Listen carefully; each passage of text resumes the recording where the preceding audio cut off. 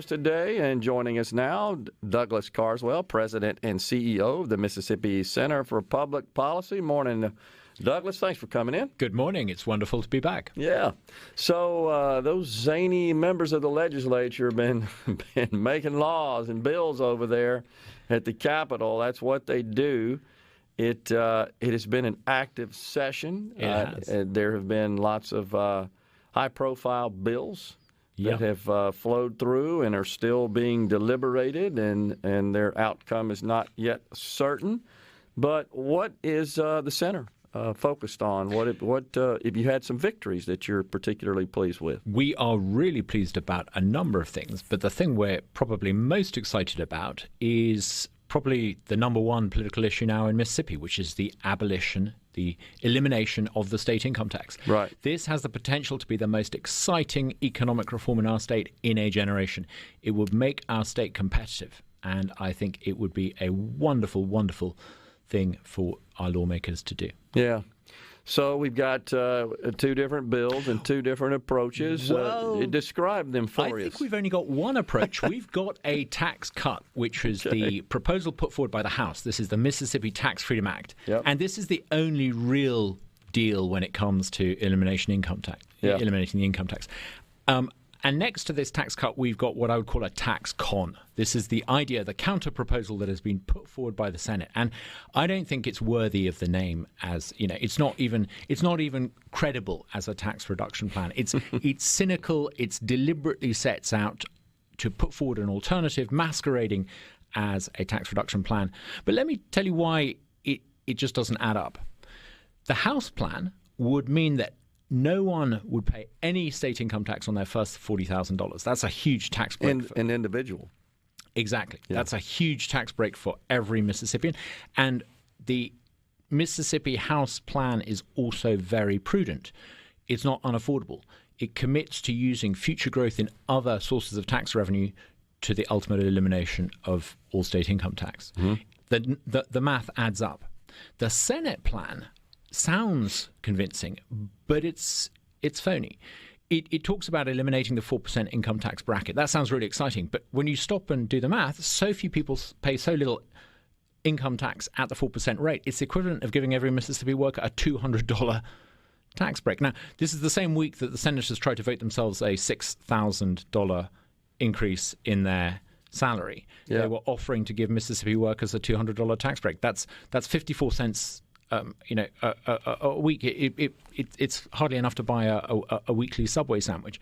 The Senate plan talks about removing or reducing the tax that people pay on their car tags. But actually, again, if you do the maths, what they're offering is a $5 reduction in car tag taxes. And if it's a used car, it's a $3.75. It would barely even pay the gas to get you to go and pick up the car tag. It's phony. It's not credible. There's only one credible income tax reduction plan. It's the House plan. There's an overwhelming majority in favor of it. Both parties in the House supported it. We need the Senate to recognize that their plan will not do. What are you hearing from the senators and the lieutenant governor about at least something that's more similar to the House plan as opposed to the one that they've offered?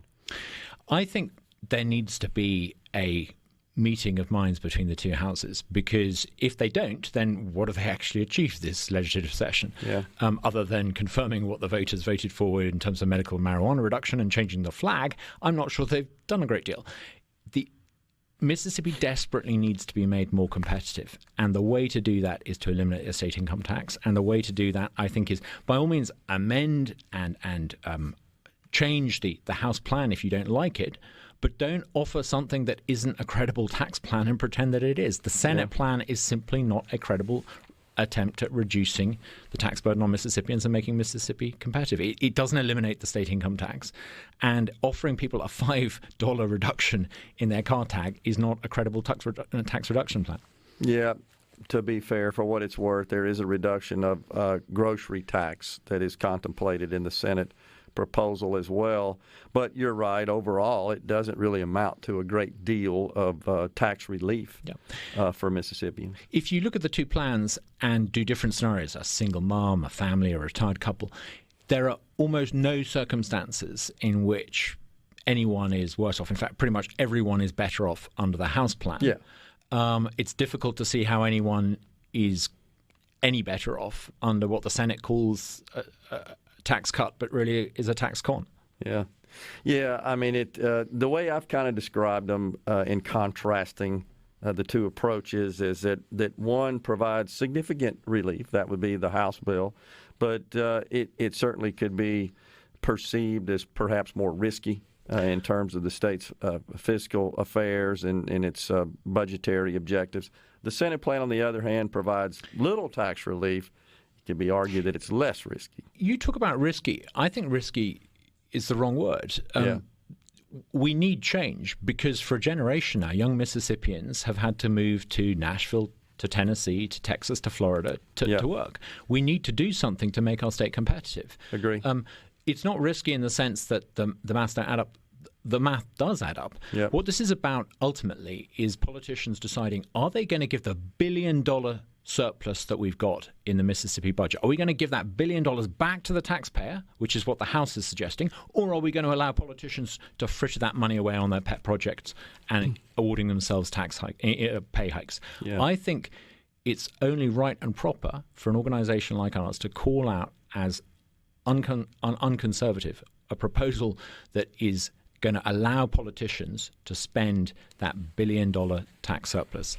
I think we all should recognize that the House plan is the only plan that gives that $1 billion back to the taxpayer. Yeah, no question about it. And what I mean by risky is I totally agree that if we don't do something transformational and something bold, we're likely not to move the needle economically here in the state of Correct. Mississippi.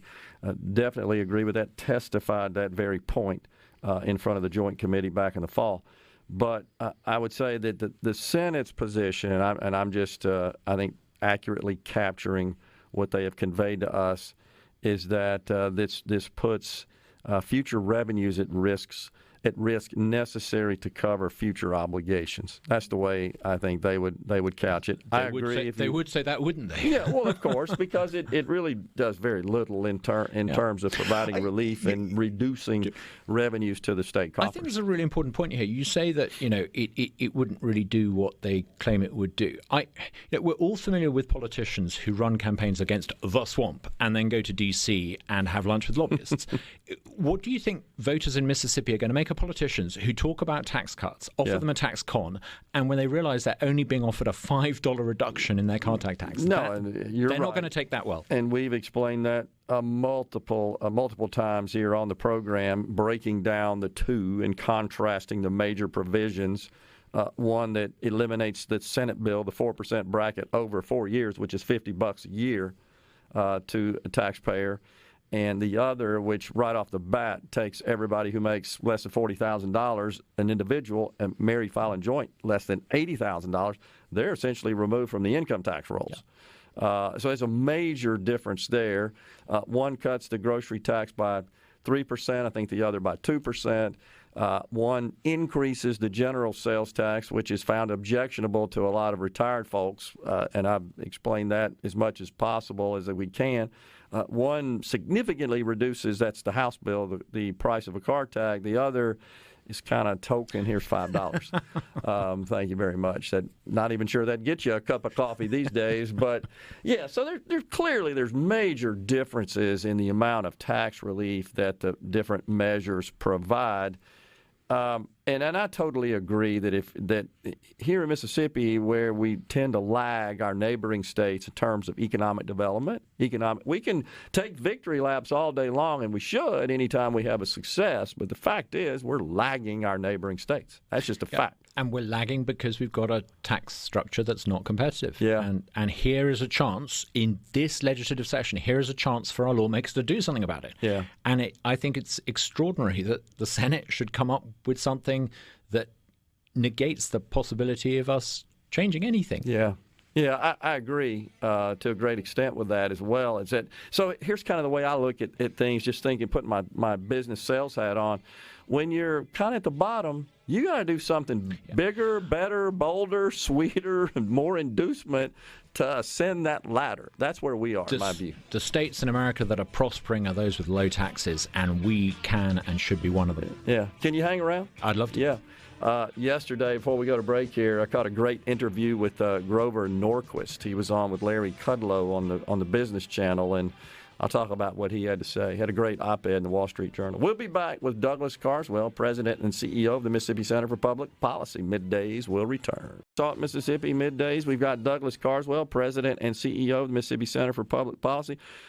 Douglas, this comes up a lot, this question. I know you've heard it as well as we discuss tax reform in Mississippi. And when folks hear about the reduction of the price of a car tag, most people understand that the vast majority of those funds are used to essentially to economically power the county and to some extent cities. That's where the money goes to run a county and to run a city somewhat. Most of cities' revenue actually comes from sales tax diversions. But nonetheless, the question is, well, how are they going to deal with this 50% reduction? And over on the Senate side, it's a minimal amount of money. It's $5, total of $13 million, I think, per year. And the answer is that the House bill has provisions that essentially makes the counties and cities whole. It's literally a 50% credit from the state, if you will, but they make the cities and counties whole. But it's always a good question. I just wanted to get that out there. But it's an important point. It is an important point, just to make sure that and this, by the way, is different from the original bill the House offered in the 21 session, which did not include that. We heard lots of feedback, especially on the reduction of the grocery tax, because many small communities in the state of Mississippi rely on grocery taxes per se, specifically. I think those in the House who favor eliminating the income tax listened to those concerns. I agree. And came back with a much better proposal. I totally agree. So I think what we see is the result of the effort from the Speaker, who presented this plan throughout the state between sessions, and he received feedback and he asked for feedback. And they went back to the drawing board and they made these adjustments. And, of course, I think our financial situation as a state became more clear. And we felt better about the extent to which we could cut and also cut car tags, and which is a big thing for retired folks as well. So they may not get the benefit on the income tax side, but if they own a vehicle or buy groceries, they're getting a cut there, and it could be significant. But the main thing is working people. The people that work, they get a major cut on this bill. Absolutely. It's the Mississippi Tax Freedom Bill that the House has put forward. It would leave almost everyone better off, including people who don't actually have an income at all. Right. Totally agree. Now, I will add this thought to it as well, and just, again, always kind of see things from the reference point of my business life. But I always thought, even in the technology business, at any point in time, we got to be selling, installing, and supporting to be successful. So here's a situation where we may, and that's even with the best solutions that you could offer the market. We could suggest that and construe this to be kind of a solution. Hey, world, look what we're doing here in Mississippi. We're transforming our tax structure. But the other piece of this is we got to sell it. That's not just automatically does that mean folks are just going to pour into Mississippi. Somebody got to be out there selling it. And I just hope, and this is a message I hope our leaders are listening, don't forget about that. It won't just happen. Absolutely. I'm a newcomer to Mississippi, you can tell by my accent. And every chance I ever get to sing about the extraordinary, wonderful place that is Mississippi, we should talk it up. Absolutely. I genuinely think it is the greatest state in America. It is the most wonderful place to live. I'm with you. I think we need to talk Mississippi up. We should, no more cringing, no more timidity. This is an amazing state, and we should be proud of it, and we should talk it up. And I think if we, take pride in Mississippi, and we have every reason to, people will come. I totally agree. I'm just making the point that we've got to do our job to really promote the message and to showcase the state in the most positive light. And you can be honest about the state and do that because, as you said, it is a great place. And we do have so much great to offer, starting with our great people. But I don't think people realize that because we don't promote it. We don't message it as much, We're so used to being told we're 50th out of 50. Exactly right. We need to turn that around. We need to, over the past 30, 40 years, there's been this wave of prosperity right across the South. Yeah. Mississippi can join that now. I totally agree. So let's hope that we get something going here. Right now, I think it's fair to say there's a fairly significant delta between, as you said, a tax cut and a tax con, as I know that your organization is describing it. I hope people will see it as the choice between, and frame the debate as the choice between a tax cut, the House proposal, or a tax con, what the Senate is currently proposing. Yeah, and I agree. And I will say this, my parting statement and my testimony was, I'm afraid you're not going to do something bold, but we're going to get kind of a token, some token action here. And then on your the next cycle, when you're running for office, your push card's going to have a check mark that says voted to cut taxes. Yeah, exactly. And it's a minimal amount that really doesn't move the needle. So, all right, what else is the center focused on this session that you think was good for us? We're really excited about the proposal that the Senate did vote for to combat critical race theory. We had a hand in drafting the bill. We did a big paper looking in detail at how critical race theory is being promoted in public education here in Mississippi. We produced a fact-based, evidence-based report. We came up with what we think is a good bill. It's absolutely right and proper that people in Mississippi, young Mississippians, are taught the history of the civil rights movement. They're taught about some of the appalling things that happened in Mississippi during the time of slavery. But we need to recognize that you can't prescribe what it is that teachers think and say. You need freedom in the education system. But at the same time, you can't encourage teachers to teach ideological agenda that is a direct assault on Martin Luther King's vision of America. So we think our bill is very much part of the tradition of Martin Luther King, and it extends this idea that young Mississippians should be taught to judge other Americans on the basis of their character, not the color of their skin. And we think our bill achieves that. It was voted through by the Senate by a large majority. It's now sitting before the House, and I hope the House they might want to improve it, but I'm very excited about that. Yeah, I thought it was a good bill as well, and I think the farce of this whole deal is the proponents of teaching critical race theory, if that's limited to just teaching the theory of how race may be an issue in our judicial systems, in our economic systems, and our development as a nation, well, sure, that's fair. But when you kind of take that and then extend that further to say, well, this race is superior to that race, and this group is victims, and these group are oppressors, that's a bigger problem. Yeah. That's really not critical race theory per se. As a newcomer to America, I think America is the greatest country that exists in the world, and I think it is great because of the founding principles.